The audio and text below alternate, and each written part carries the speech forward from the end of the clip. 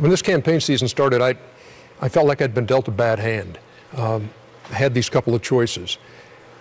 And there were trust issues with Hillary Clinton I couldn't get past.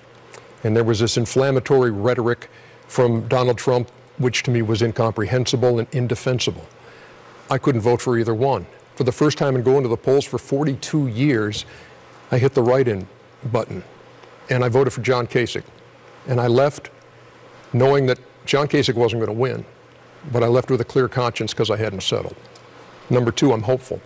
I watched the video today at CNN on what was going on at the White House with Donald Trump, President Obama. I was hopeful and I was encouraged that there will be a difference between the President Trump and the campaigning Trump. And I'm with these guys. We have to give them a chance. But here's the deal. I just hope that he's all in fixing the wounds in this country and the divides that separate this country.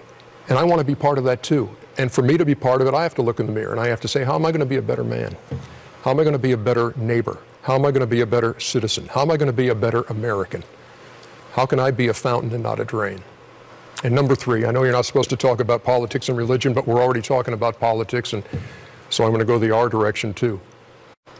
I never know from one election to the next who's going to be in the Oval Office, but I always know who's on the throne. And I'm on this earth because God created me, and that's who I answer to. I'm a Christian. I follow this guy named Jesus. You might have heard of him. And the greatest commandment he gave me was to love others.